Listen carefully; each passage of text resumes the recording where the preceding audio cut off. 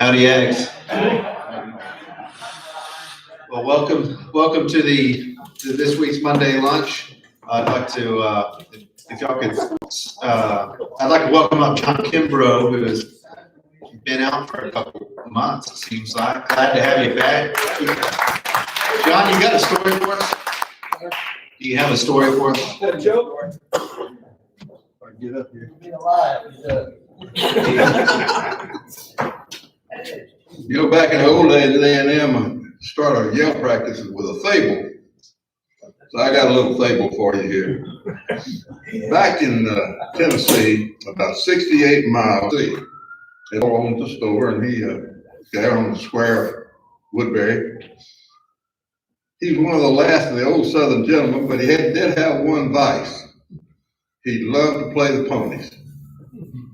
So this year he's gonna go to New Orleans and play the ponies, and he goes over to New Orleans, bet on the ponies, and lost his money. Well, the people there said, "Hey, that's okay. We'll take your check. You can write a check, and we'll take it." So he wrote some checks. Lost that money. So he goes back to Woodbury, Tennessee, laughing all the way. He says, "I know what I'm going to do. I'm going to go to the bank, and I'm going to stop payment on all these checks." So he stopped payment on all those checks. About 2 weeks later, big black long limousine rolls into Woodbury. Two guys up in the front seat looked like Al Capone. Went to the grocery store, said, "Mr. Joe Hall here?" "No, he's up at his farm today, doing a little work." "Where's his farm?" He said, "Up on Creek Hill Road." So they start up there and up this old dirt road, and they see this boy. Summertime, he's home from school helping his daddy. He got the mule out in a cornfield. They roll up and pull up next to the fence, 4 strands of barbed wire on the post. "Hey, boy," he said, "you talking to me?" "Yeah, I'm talking to you. Mr. Joe Hall live up here?" He said, "I don't know." Guy said, "Well, your corn rows are awful curvy." He said, "You can grow as much corn on a curve row as you can a straight one." He said, "Well, your corn's looking mighty yellow." He said, "Well, it should. We planted yellow corn." He said, "Boy, there ain't much between you and a pure damn fool, is there?" He said, "Just this fence right here." About that time, the boy's daddy came out of the barn. He's got a mule. He's going to work. The old guy held him. "Hey, old man, you talking to me?" "Yeah." He said, "Where's Mr. Joe Hall live?" He said, "I don't know. Wouldn't tell you if I did." "Oh, you don't know where Mr. Hall is, and do you know how to dance?" "Let's see if you can dance." He pulled a snub-nosed 38 out of his vest pocket, and he said, bang! The old man jumped, and the dust flew. Bang, bang! He was jumping some more. Bang, bang, bang! The old man was counting. That's the last shot. He went around on the other side of his mule, and he grabbed a shotgun, double-barrel, sawed-off, 12-gauge shotgun that he carried on a rack he'd made over there to shoot birds in this corn.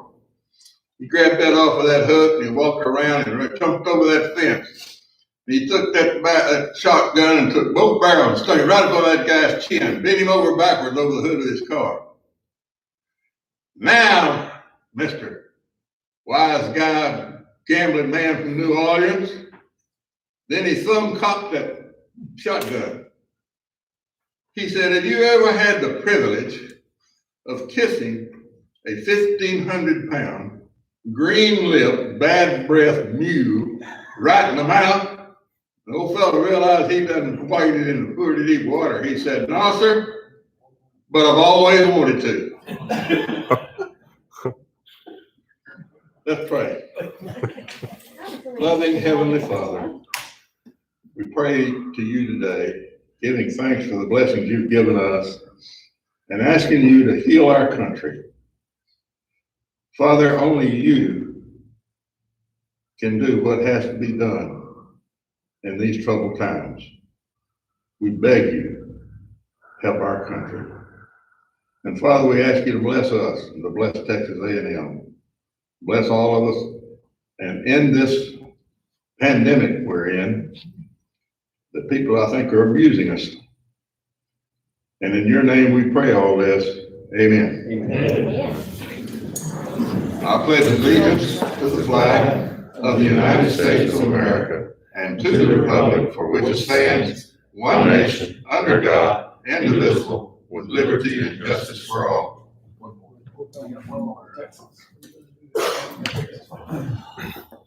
Honor the Texas flag. I pledge allegiance to thee, Texas, one state under God, one indivisible.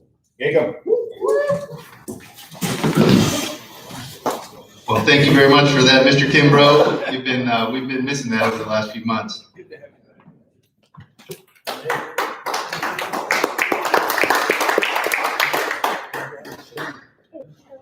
All right, we've got, unfortunately, we've got some silver taps this week. I'm just going to read a post from the commandant. It says, it is with extreme sadness that I confirm the death of Cadet Ryan Bowles, class of 24, member of the Corps of Cadets. Ryan was a freshman political science major from Bernie. I hope the Bowles family takes solace in knowing Ryan will never be forgotten. That's the only silver tap stuff I've got this week. So if you'll take a second for a moment of silence, please.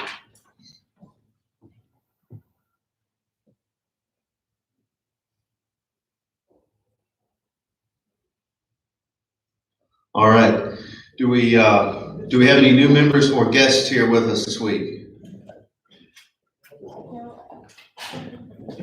Mr. Lay, did you bring any new guests? Or? My daughter, class of '88, Cynthia. Cynthia, thank you for coming and joining us. Hope everybody's enjoying their Circle G barbecue from David Gerke. Another great meal. And for dessert, we've got the Aggie Women's Club in the back with their homemade pies. So go grab you one. Aggie Athletics. Our Aggie women are still, they've only got one loss on the season. They're 16-1. They play February 4th against LSU. And then the Aggie men's are 8-7, but they beat K-State in the SEC Big 12 competition that they had. And a couple SEC teams had to play each other because Big 12's only got 10 teams. And then Aggie women's tennis, big winners last week. So Aggie athletics looking pretty good. We've got, let's see, our capital campaign. We're at 1.3 million. So we're still working towards that, our final goal of 1.6. And we've got, everyone please remember, we got the 100th anniversary Aggie swag gear up here, hats, shirts, and some other stuff that we'll be rolling out throughout the year so that you can impress all your friends with the great Aggie Park gear that we've got. We've got the Aggie Golf Classic coming up March 19th, so sign up a team if you haven't, or if you just would like to be part of it. There's plenty of opportunities to sponsor or to volunteer the day of. And during the golf tournament, we've got a $10 raffle ticket for a 2-night stay and 4 rounds of golf at JW Marriott. I believe we've still got 2020 medals, guys. So $10. We might start doing 2 for 10. We'll see when we get there. Couple other announcements. If y'all seen outside the work being done at the front of the park, we've got the Aggies, the monument sign going up, and Donna Miller's here with us. Her and her husband are helping us out big time, making sure that thing gets put up correctly and for the right price. We've had a couple other Aggie-owned companies that have donated some services as well. Ingram Ready Mix has donated the concrete, and A.H. Beck drilled those holes in the ground to put those posts. So a lot of help from the Aggie family, which is what we like to see. So now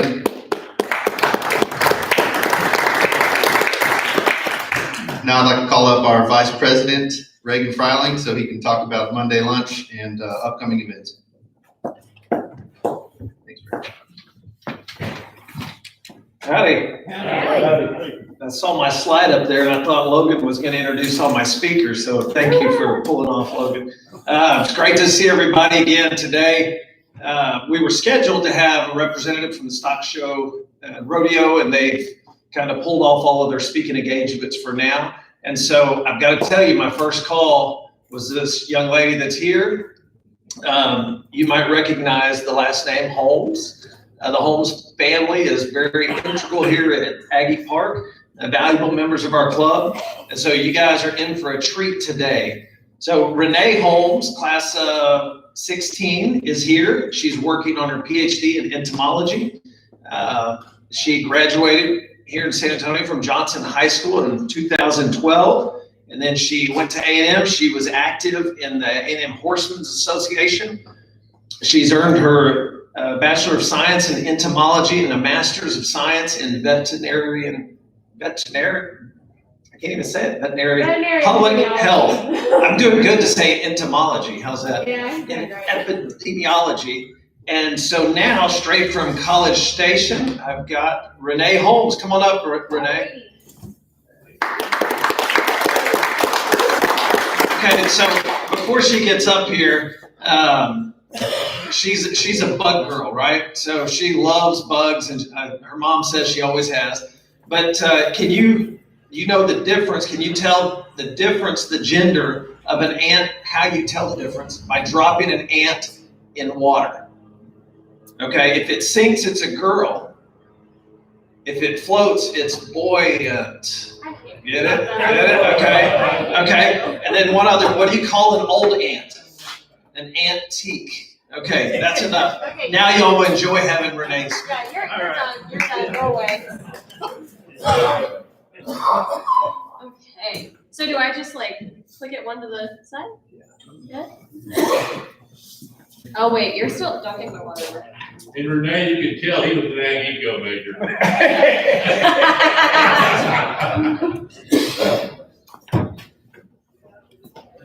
Okay, yeah, that's probably the move. Okay. That's your slides. Stand by. Oh, jeez. Oh, that's right. This mouse doesn't work. I'm sorry, guys. 1 second. Oh, there we go. Okay.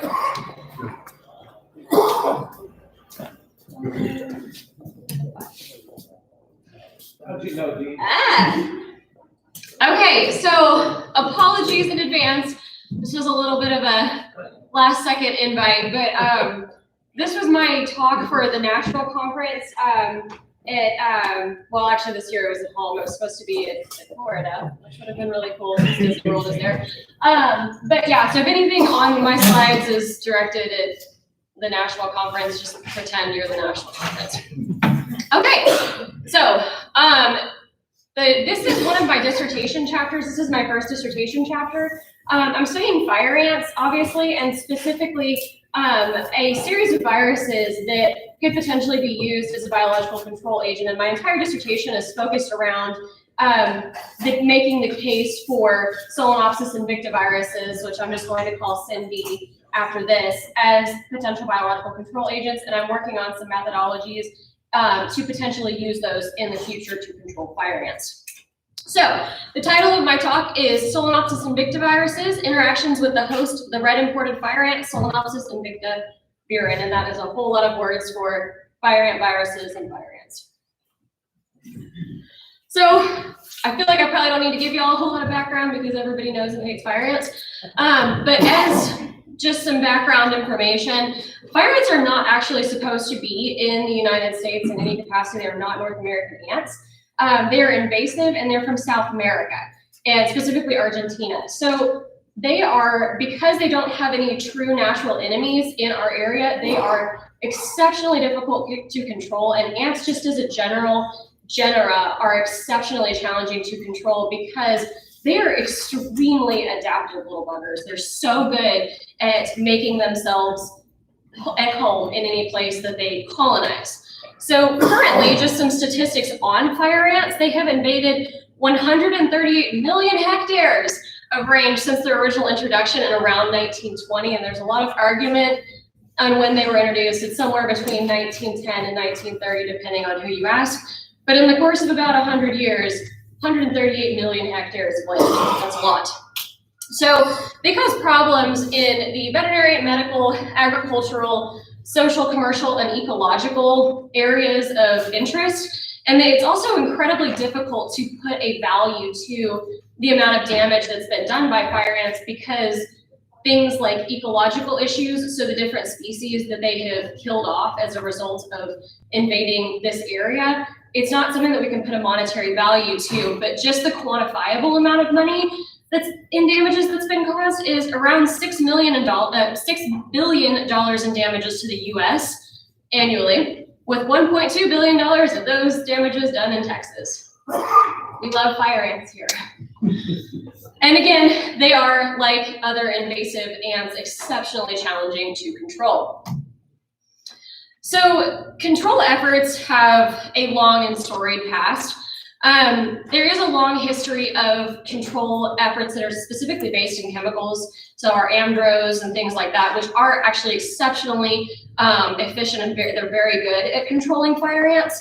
But current and historic efforts have been largely pesticide and chemical mediated, and thousands of different bait formulations have been used. But the issue with using baits and pesticides and toxins in general is that they, again, because of the biology of fire ants, they're tough. And also, whenever you use a bait formulation or any kind of toxin formulation, it's challenging because you have no guarantee that the guy that you want to kill is actually going to be who consumes or is exposed to that bait, to that toxin. And so you end up with off-target effects, you kill other species. And there's also this really fun little asterisk next to controlling fire ants that if you don't kill the queen, if you kill off all of the workers, she doesn't care. It takes her a very short amount of time to replace the lost workers that were killed as a result of your bait. So that's a huge bummer, and you don't kill your ants. And you spend all of the money on the Amdro that doesn't actually get the job done. So this is an applicable quote that is absolutely not what Sun Tzu was talking about when he wrote it. If you know the enemy and you know yourself, you need not fear the results of 100 battles. But if you know neither the enemy nor yourself, you will succumb in every battle. And again, that is not about fire ants, but it seems like it fits, so I put it in. So that moves us into biological control efforts. So biological controls have really become an area of study and of interest because we love the idea of using something that is a naturally occurring enemy of the bad guy to control the bad guy. There's some different stories on why this is successful and why this is not so successful, but the typical control efforts that are associated with imported fire ants include pathogens, predators, parasites, pheromones, which are they're signaling devices that ants use, and sterilization and genetic manipulation. So we're not going to get into the genetic manipulation and sterilization or really pheromones of these other guys, but some of the predators that have been used, one of them is fire ant decapitating phorid, which is a really cool little fly that lays an egg in the base of a fire ant worker's head. And then as the larva grows, it pops the fire ant's head off. And it's really cool. But again, not what I'm talking about. I just think they're cool. And then we move on to intima pathogens, which is my area of study. And some of these include Pseudomonas, which is another biological control agent, the fungi Bavaria bassiana, Metarhizium anisfolae, Aspergillus flavus, just some different big words to say natural enemies of fire ants. And Pseudomonas were really cool. At one point, they were extremely promising because they resulted in very high toxicity with 100% colony mortality within 5 days in laboratory studies. But then the very sad bummer and reality of biological control agents in the field, nothing happened. Bummer.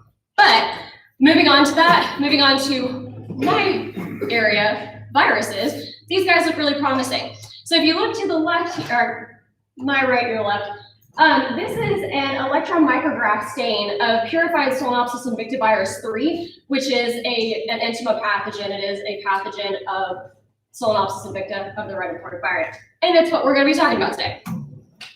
So, Solenopsis invicta viruses. This is a whole lot about the anatomy of viruses, but they are positive sense single-stranded RNA viruses, so they are somewhat similar to coronavirus in that it is an RNA virus. And And they were originally placed in another family that is not really worth talking about with y'all. But they have their own new viral family, which is kind of the whole point. But they have their own new cool family called Solenviviridae, named for Solenopsis invicta. So they are in the important piece of information is that they have their own family now.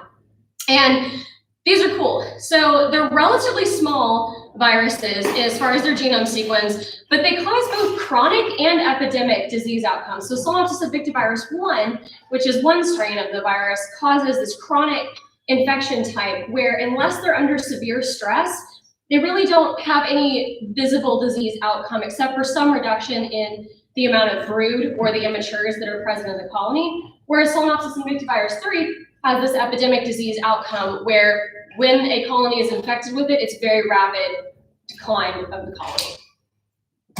So these are present in the United States. There have not been extensive studies as far as the prevalence of Solenopsis invicta viruses in the United States, which is the whole point of this dissertation chapter of mine.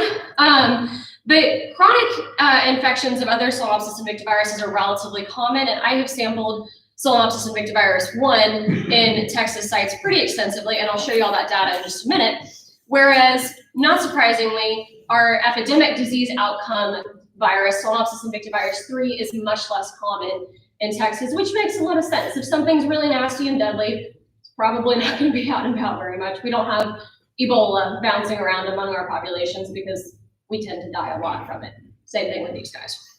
So for Solenopsis invicta virus 3, which is again our epidemic disease outcome virus, in Florida, studies have resulted in prevalence that is relatively similar to that of native Argentina, with about 10.8% in Gainesville, Florida is our prevalence, and in Argentina it's around 9.6% prevalence.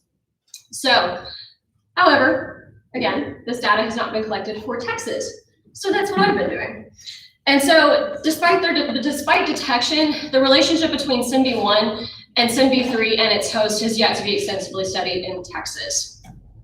So the whole objective of this chapter and of this talk is to describe the presence, seasonal variation, and prevalence of Solenopsis invicta viruses 1 and 3 in fire ant colonies in the College Station area specifically, for future comparison of Texas to data from Florida and Argentina in order to detect and recognize statistically significant differences across those locations. So that's a really long sentence to say I'm just comparing data from 3 different locations to see what I see. So in order to accomplish this, I've been sampling 7 different sites in the Bryan College Station area. So 2 of them are in College Station, Texas, 4 are in Bryan, and 1 is in Hearn. And this is one of my collection sites. This guy's a character. At one of my collection sites, so he doesn't really have great phone access. So when I first met these guys, I have 7 different places that they're all private properties that I've gotten access to. And so this guy, Brett, he lives in the middle of the boonies. And so I go out to his house and it has this tiny little gate that my truck's not that big and I could barely get through this thing. And so he wasn't answering the phone, and the signs, he has like a 5-mile driveway, and these kind of signs are all the way up and down it. And I'm like, is this really going to be how I go out? Is this the end for me? They're never going to find me. So anywho, just added that in because I thought it'd be fun for y'all to see that. So anywho, like I said, 2 collection sites in College Station, 4 in Bryan and 1 in Hearn. And I do these collections monthly so that I can get a feel for the seasonal variation between each one of the collection sites on a monthly basis. And so I collect large, easily visible mounds, a minimum of 50 feet apart, so that I don't end up collecting the same colony multiple times, because colonies are not, when you see a mound of fire ants, that's not one colony, right? So colonies typically are polygiants, they have multiple queens, and they're extensive, they can be very large. And so they'll be connected underground. You'll have a mound, and then you'll have tunnels and connections, and then another mound. And they're all part of the same colony system. So I like to spread out as much as I can so I don't inadvertently sample the same colony twice. And so I collect 10 mounds from each study site, record exact coordinates, and then separate the ants by caste and store them at -80 degrees Celsius. So this is a map of the different locations that I'm sampling, and the names, with the exception of Milliken Reserve, are all associated with the different people who own the properties. So if you're familiar with Milliken Reserve, you can see kind of how spread out each one of these are. They're basically up and down Highway 6, and Mr. Weiser, that top right-hand guy, is just all the way out in Canada. So, in order to identify infection, yell at me, raise your hand if this doesn't make any sense, just scream at me. So what I do is there's a chemical reaction called RNA extraction.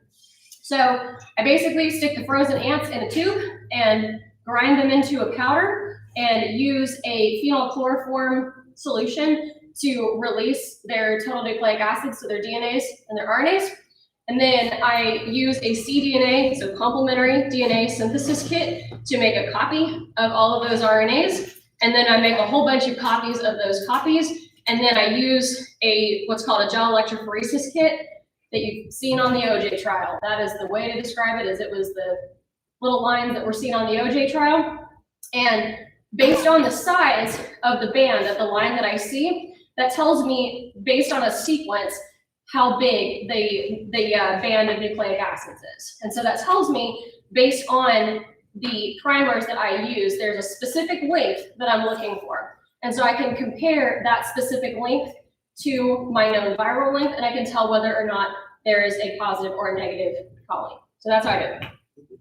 And that's called PCR, which I thought I was funny with my little pipette cry repeat. It's kind of a nerd joke. Feel free to laugh if you think it's funny. If not, just humor me. Okay, so this is the good stuff. So this is the data that I've collected to date. So this is the monthly prevalence for Solenopsis invicti 1, and this is by location. So this is really interesting. The biggest takeaway, instead of getting kind of bogged down in the data, the biggest takeaway here is that there's a huge amount of heterogeneity, meaning there's a huge amount of variation in between each one of these locations. So at my Venable location, which is, again, these are last names, I have, in January, I have 70% prevalence, whereas in April, I have 80% prevalence, and then it drops down to 20. And it's bouncing all over the place, and that's the same case. Then you go over here to Mr. McCulley's place, the guy with the weird signs that scared me. You go to Mr. McCulley's place, and I have 50% prevalence in January, and then pretty much nothing from there on out. And the big asterisk to kind of take away from not only this data, but from when it's occurring, when these high prevalences are occurring, is that in Florida, this is generally a spring-related virus. So the highest prevalence is typically detected between March and May. What? So that's really cool. That says that Texas is different from our Florida locations for, at the very least, Solenopsis invicti 1. And again, this is my more chronic type disease outcome. So another thing that's kind of interesting is that we're going to see a big difference at this Venable location. So this guy's property is under construction. Fire ants are generally known as being disturbance colonizers, so they really like it when the ground is really turned up. So he started construction in April. So he's got a whole lot of fire ant virus in April, this bar right here. And then when the disturbance happens, it just drops off. So that's kind of an interesting idea too. It very much goes against the typical thought of fire ants in that they really like disturbance, but what happens if they're infected with the virus when disturbance occurs? So just another question to walk away from. So next.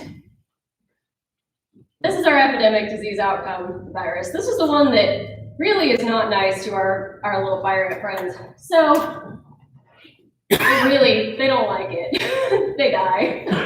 So it's interesting because these areas that I was studying have a relatively, it's pretty easy to find. It usually takes me about 2 hours to find enough fire ant colonies that fit with what I'm looking for. And there is just not very high prevalence of my epidemic disease outcome, Solenopsis invicti 3 here, except at Milliken, which is cool because this is the only place that nobody lives on. So that's kind of an interesting, again, it's just an observation. It's not something that has any real data attached to it, but the Milliken Reserve is a wildlife reserve. And so there's not a whole lot going on in there as far as people and disturbance. So what this data suggests to me, and this is again completely conjecture and part of my dissertation in this chapter, is going to be to look at the ecological aspects of these areas and start to equate this data with ecological disturbance or lack thereof. But the Milliken Reserve is the only one that doesn't have much in the way of disturbance going on. There's not people there tromping around out there. So does that say, the next question is, does that say that disturbance is what it takes for Invicta 3 to cause mortality, right? So, looking ahead, I know that leaves a whole lot of questions. It does for me too. That's why I'm working on a PhD in it. For me to say that there is not a magic bullet for fire ants, we're not going to kill them with one specific thing. And it's really fun to see entomologists getting creative and trying to find new ways to kill them, especially with stuff like fire ant decapitating boards. Like, how alien is that? But, so there's not a magic bullet, unfortunately, but Solenopsis invicta viruses are really promising contenders because all we have to do is stress them out to kill them. That's what it looks like, which is really cool. It would be kind of fun to stress out fire ants for the rest of my life. But so before invicta viruses can be incorporated into current control efforts, there really is a lot that has to be learned about them before we can just deploy a virus out into the world and say, go forth and kill fire ants. So understanding seasonal and geographic variation will provide some really crucial information into developing a control plan for fire ants that specifically involves these exceptionally targeted natural enemies that look like they do some pretty good damage. They look like they do some pretty good work as far as controlling these guys. So that is my 10-minute spiel on my dissertation. And with that, I will take any questions. Oh, that was quick. What's up? Well, I might have missed this, but how do you, is this a naturally occurring virus or is this something that? Yeah, so sorry, again, this was a 10-minute talk from a conference where they really had me hammer through it. But yeah, so it is a naturally occurring virus, naturally occurring in that it is endemic in the areas that fire ants naturally occur, so specifically Argentina. But so part of the biology that I kind of didn't go into because this was a talk at an entomology society meeting at a fire ant forum, so everybody already knew this. But so a really big part of fire ants and their ecology and the way that their introduction has kind of gone ahead is that they were only introduced at one location in Mobile, Alabama between 1910 and 1930, depending on who you ask. So what that means is that the fact that I find these viruses in Texas says that from that original introduction, unless we're missing something, that these viruses came over with them. And so this natural enemy that's really crucial to controlling fire ants in Argentina has come over with them. So that's a really promising, again, that's a really promising idea as far as their control because these viruses are instrumental in their native lands in controlling them. So did that cover that? That was kind of a ramble. Well, I've got a follow-up. If it does work and controls them, how would you, is there a way to go spread the virus more or what? Yeah, so it's a surprisingly stable virus. RNA viruses are notorious for being easily degraded, but on the other hand of that, they're tougher than you think. So some of the work that's being done by another researcher who's in Gainesville, Florida, who works with USDA, is working on developing a capsid, so a little bait formulation that kind of looks like an amdro, like a pellet, for using as a bait, but it's virus instead of toxin. So kind of rad. Yes. How far north are those boogers migrated? They're not in New Mexico. So they're not in New Mexico. So Arkansas, Texas, California, Florida. So I guess New Mexico is probably the highest that they would be. My geography is kind of depressingly bad. So if I had a map, I could probably tell you because I know where they're not. Yes. So we used as a control measure for the virus. Is the virus host specific to the ant, or can it cross over into some unintended? No, so that is the really, really cool thing about viruses, and specifically the family Solenviverity and all of these, Dicastiviridae and Solenviverity are the two families of very similar viruses. So they are extremely host specific. There was actually a study that was done in, I believe it was 2014, where the researchers who worked on it exposed very, very closely related fires, specifically fire ants. We have Solenopsis richter, we have Richteri, and the black imported fire ant, which is really cool. So, at least I think it's really cool. But I'm a bit, yeah. Early on in the presentation, you said that there was a lab test. One of the viruses, pseudomonas, or whatever it was, at 100%. Yes, Pseudomonas. And without in the field, Yeah. Was there any kind of hypothesis of why in the field or not? Yeah, so the thing with, to kind of loop it back to something that is maybe a little bit more approachable is Ebola virus. So let's just think about this in terms of Ebola virus. So viruses pathogens in general have to be smart about how they infect their hosts. If something like Ebola virus, there was originally one outbreak of Ebola virus near the Ebola River in Africa, which is what it was named for, that had exceptionally high mortality. So the rate of individuals who become ill as a result of exposure and then die from it. So that particular strain of Ebola virus never really got anywhere because it killed everybody. It had like 98% mortality because it killed everybody. It killed all the hosts. And so what happens a lot of times with these very high, as in this case, Pseudomonas, very high mortality pathogens are not very good pathogens because they kill everybody they touch before they get the chance to spread. So that is typically the fine line of, and that's another deal that's really going to be when this project gets into more applied areas, that's going to be the really big challenge is we have to make it toxic, but the whole point of this is viruses are very host specific and they're infectious. So that means that they can go from one host to another without us having to mess with them. Otherwise, Amdro is perfectly effective.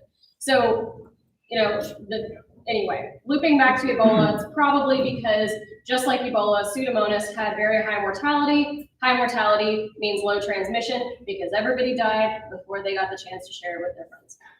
So. Questions?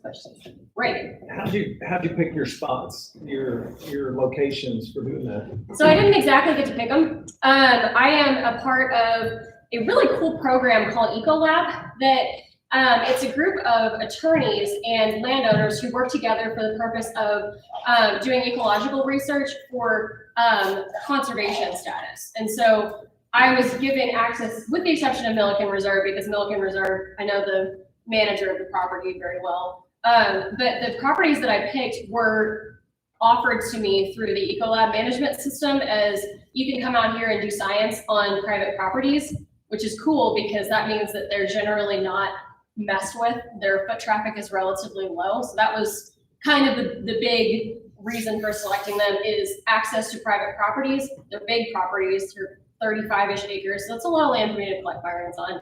And that I know who comes in and out of them, and they pay me to do it. So that's it. Yeah. Have you figured out how to do your collections without getting bit all the? You know, it is actually not that hard. I mean, let me tell you, there's a learning curve. I will never be a hand model based on the number of fire ant scars that I have. But so I wear a palpation glove. Like if you've ever been around veterinary medicine, it's the glove that goes all the way up your elbow for doing gross things.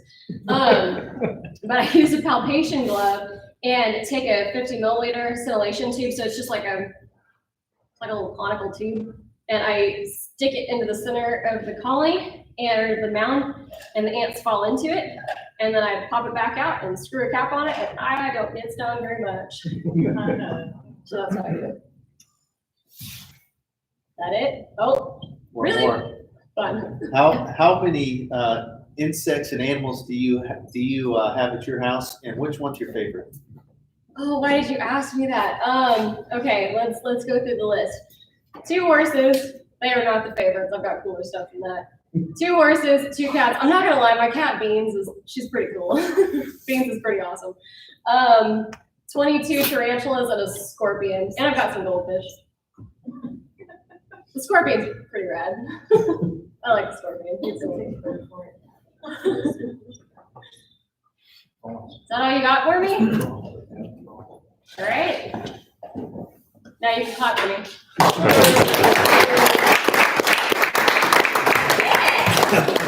I bet you're gonna get a medal. For what? Oh, do I get? Yeah! Because we all want to commemorate 2020 because that was such a trip. Renee, thank you so much for coming to speak to us. And as a thank you, we'd like to give you Boulder Spices, Yes. operated for your next cookout, and please invite us all. And also the new 100-year anniversary Aggie Park shirts that are for sale over here. This is yours. And Nice. I want to leave you with one other thing. There's been an ant on my desk since last week, and I think it might be permanent. Get it? Okay. I hate you. Okay. I hate you. Oh, also feel free to take a look at my other hazards. I don't get hazard pay as a graduate student. That, by the way, you can't see him. That's a freaking cottonmouth. That was the fire ant colony I was collecting. That's a cottonmouth. Just, you're welcome for my work. Thank you, Renee. We really appreciate it. Let's give her one more hand. Safe travels back to College Station. And next week, what do we have next week? Mr. Pfeiffer, you're up next week. So bring a friend and let's come hear some good old stories. Thank you all. Gig 'em. Dude, I'm so excited about